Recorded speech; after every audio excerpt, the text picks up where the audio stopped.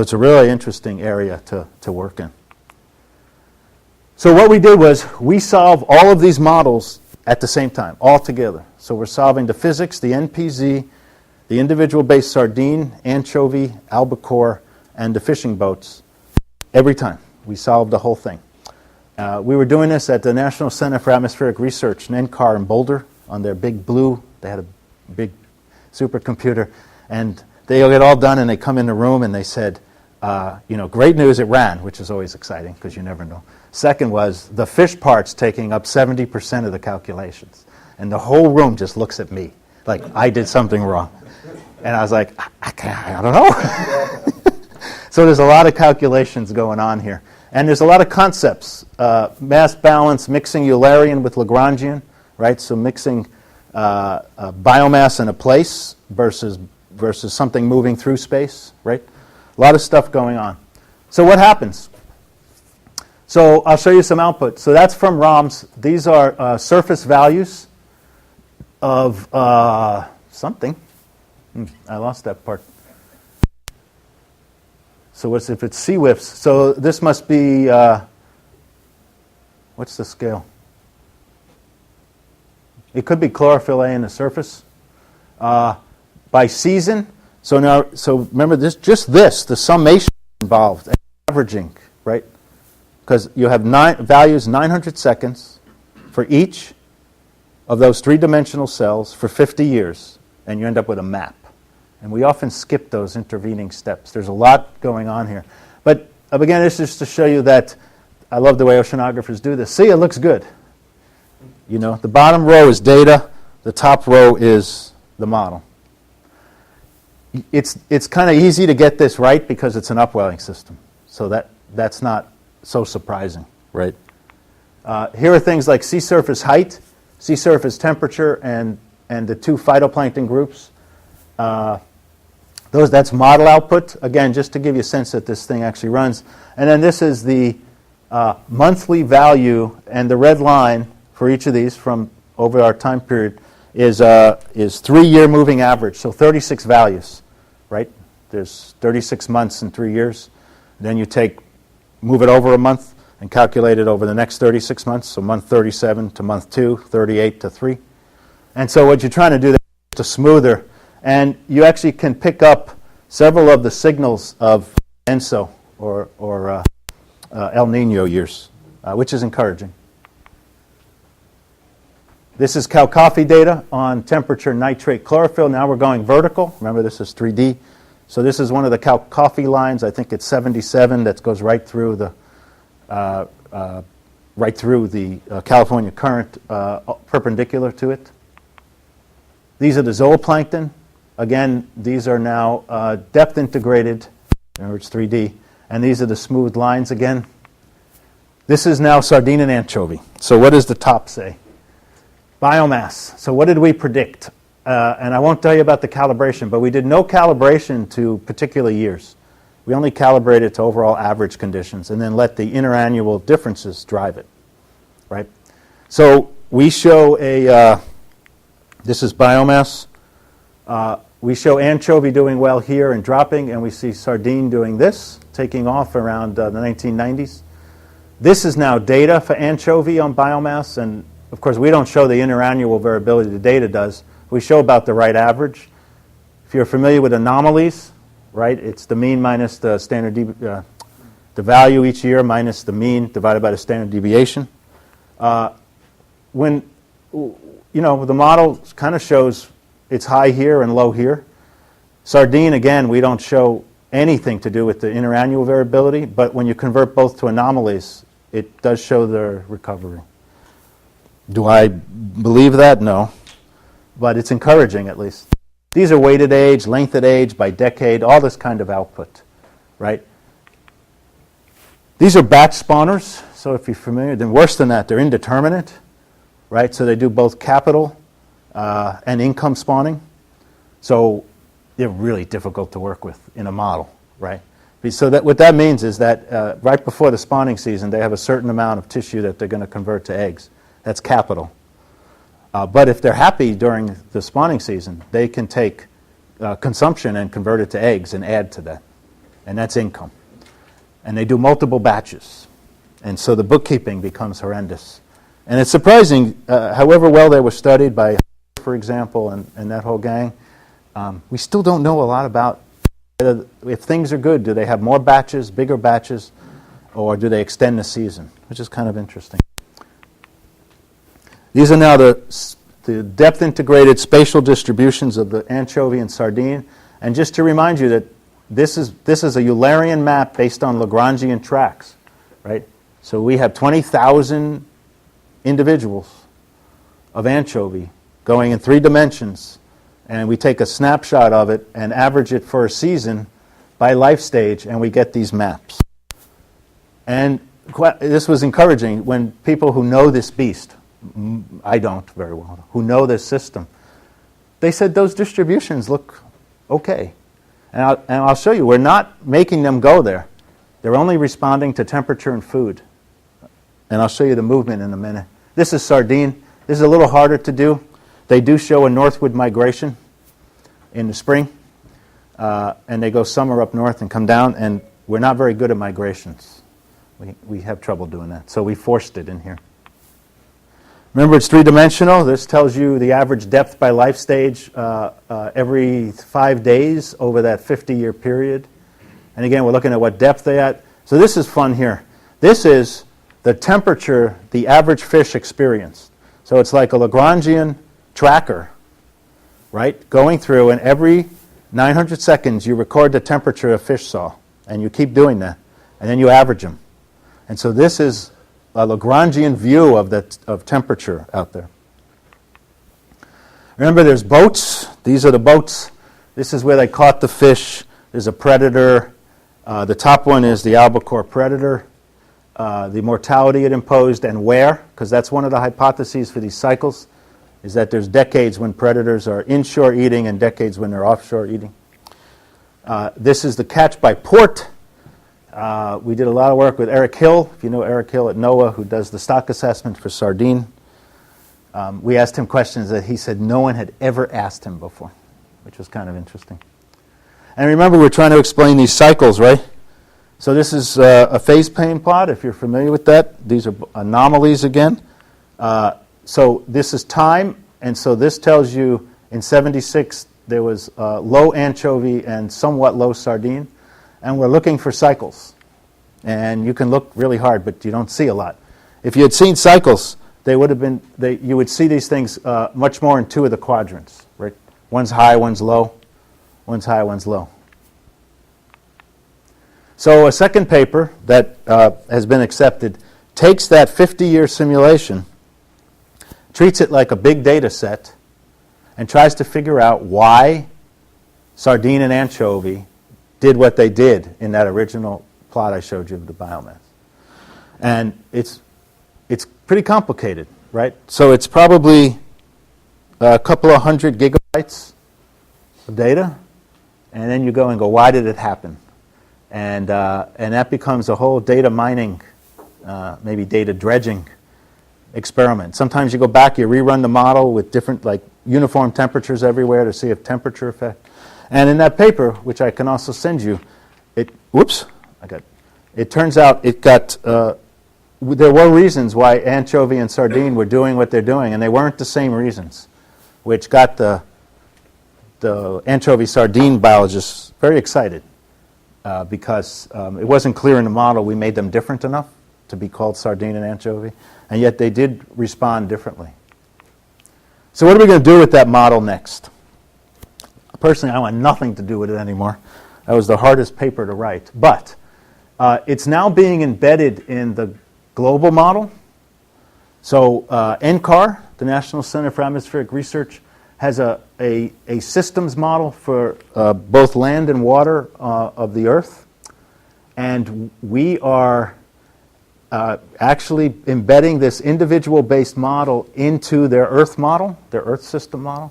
So we are going to run the entire Earth for 50 years, or maybe less, but in which air layers, water layers, transport, and inside of there is going to be the sardine and anchovy running around.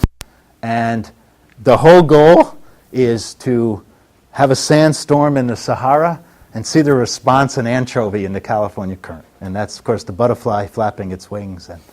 And I told them, if that ever runs, I'm going to retire. I'm done. I don't care if it's useful or not. I'm done. And we tried it when we were out in Boulder, and it got to the second 900th second time step and blew up. And so we're taking a little break first. It's a massive problem because, as you can see, it's going to be nested in these grids, right? And the boundary conditions have to match, and you can't create material when you're fluxing it from their grid into our grid and stuff. And that's where we want to go with that. Is this really useful to management? No. But is it pushing the envelope on what computers can do for us?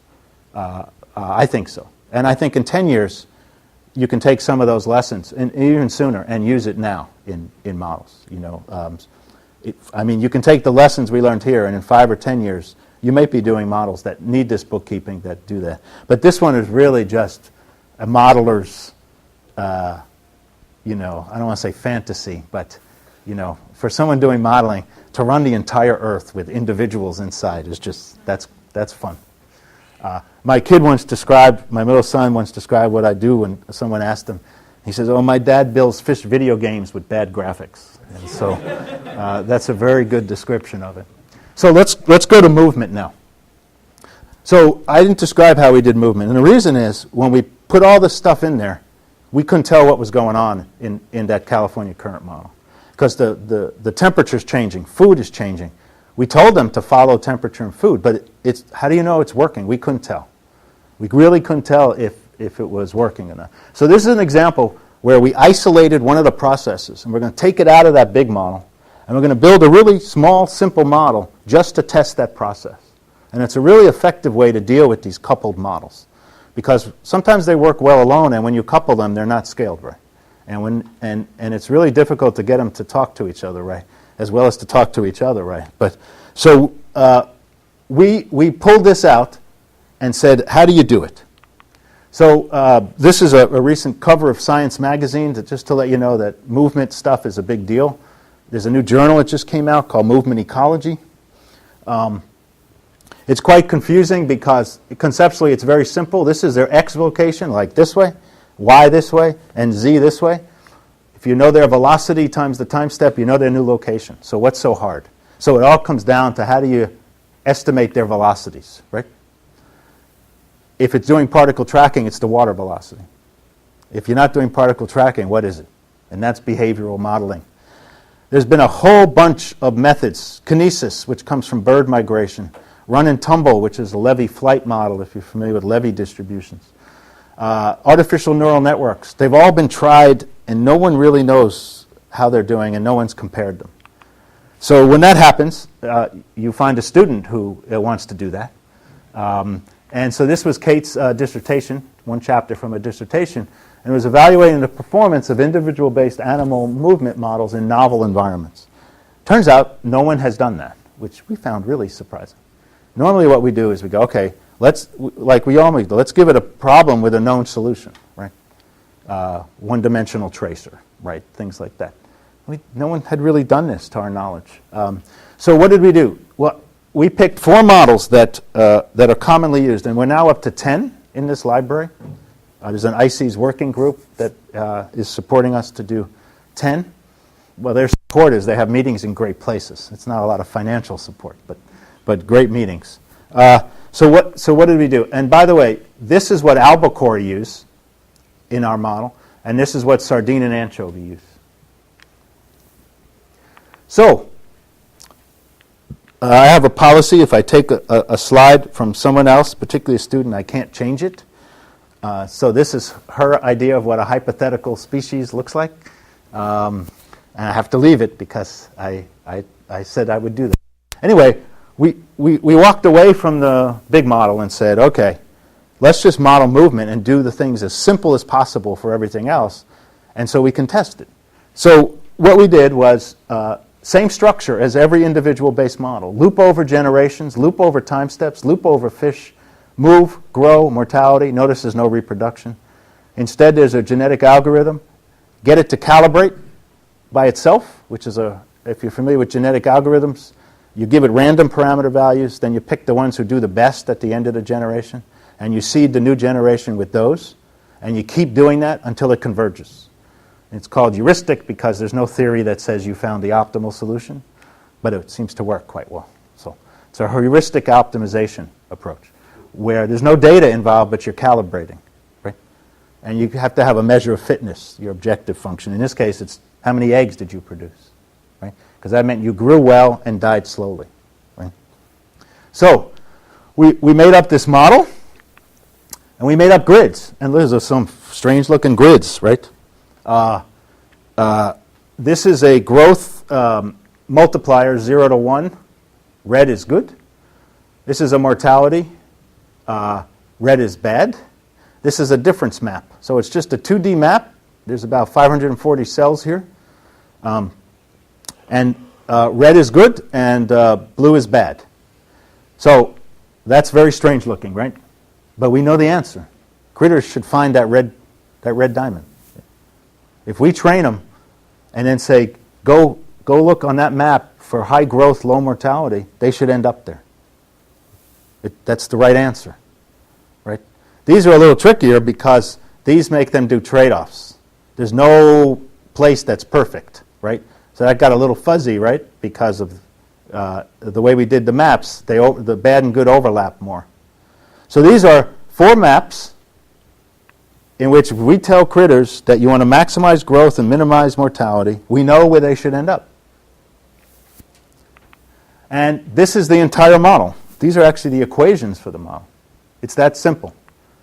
Growth is the multiplier, and that's where that map comes in. Mortality has a multiplier from the map, that row and that column. Reproduction depends on how well you survived in your weight. So the higher your survival and the higher your weight, the more you reproduce. And movement is where we're doing, I don't know what that is, but we keep updating your X and Y location and see what cell you're in. So it all comes down to computing Vx, in this case is meters per second. This is the method we used for sardine and anchovy in the big model. And it was developed by Robert Humston, borrowing it from the bird migration people. I won't go through all the details. What this uses basically is no matter what, you have to end up with Vx and Vy, because that's the modular part of this. That's what gets put into the updating equation to get new X and new Y. Could be negative. You could go to the left or to the right or up or down. And the way this works is this just simply says that you don't know your neighborhood, but you remember your history. And as you're happy, you keep going inertial. Keep going the way you went last time step. When you're really too warm, too cold, low food, you switch to random, gets a higher weighting. Quite a simple model, and it works quite well. This is the other one we used for albacore. This simply says, and it's very complicated looking equations. It's conceptually quite simple though. Again, you end up with Vx and Vy in meters per second. What is all this? This simply says, look where you are, evaluate growth over mortality for the neighboring cells, and then go with your swimming speed time step towards the center of the best cell. Now, it gets a little complicated here with sines and cosines, but that's just, we know that. That part's correct. Right? Think of a triangle with an angle. So now we have 2 methods, and we train them. So that's why the test grid here and the training grid are the same. So they were trained on this grid.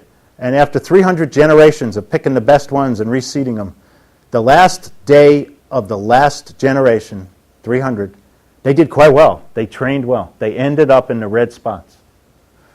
This is for one of the methods, kinesis. Same here. Look at that one. Same here. They had trouble with this one. Trade-offs gave it some trouble. Then we took those parameter values and simply ran them for one generation on a different map. And those are the off-diagonals.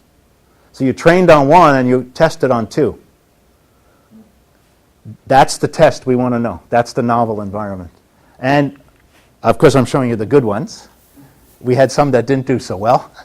There's actually one where there's an individual who seems to be going in circles, and we could never figure out. It probably was a bug. We could never figure out why they would do that. But so this is how we isolated movement to now go back into the end-to-end model and say, now we know if we give it these kind of parameter values, it works pretty well. And that helped us a lot with the big model, which has dynamic growth and mortality fields and temperature fields, particularly temperature and food. Restricted area was what Albacore used. Same idea here, the last time step of the last generation in testing, and then in training and then in testing. What you do notice here is that restricted area should do pretty good. You're telling it to look in the neighborhood. You know, if I wanted to find the first person with a beard in this room, and I looked here and here and here, and it wasn't there, and I moved, I would find it, right? In fact, they find it too well. Fish don't distribute like that, right? We did it for albacore because we wanted them to find a sardine to eat them, but we don't like this method as much. Plus, it means fish are omniscient. How do they know what the neighborhood's like if they haven't been there? And then people argue about gradients, and fish are very good at sensing pressure, for example. But this is temperature and this is food. So what I want to show you was we built this end-to-end model. We struggled with movement. We took movement out of it, built a separate model to then figure out what movement's doing and how to get it a realistic parameter space. Then went back into the end-to-end model for sardine and anchovy and basically give it temperatures that sardine and anchovy like. And we didn't really have to adjust the coefficients too much. There's some scale dependence here. So, you know, the ROM cells are much bigger than those cells. But Kate did another chapter where she kept increasing the size of the cells, and both those methods seemed to scale quite well. On the other hand, a levy flight approach did not scale well with a big coarse grid. So there were two examples, and what they had in common was the idea of building a model for the problem and then nesting it together. The other thing they had in common was the number of authors involved, number of people involved. And that's this part of the last part of my talk. So doing these kind of models, in fact, almost any science today, there's no longer the person who sits on the island, counts how many birds that go by for 20 years, and writes a paper about it. You have to work with others. Some of them you don't particularly like at times. But you do have to work with each other, and working in groups is a challenge. And particularly the end-to-end model was a very good case study of that. We had multiple nationalities with cultures, and you know what? The biggest thing was personality, not anything else. I came to that conclusion. There was actually a moment when Shinichi in Japan was explaining how the fish worked to the guy from Rutgers. And I grew up in New York, and I could not communicate with the guy from New Jersey, but Shinichi, who does both physical oceanography and fisheries, could. So here we had this, he was translating for us, in essence, right?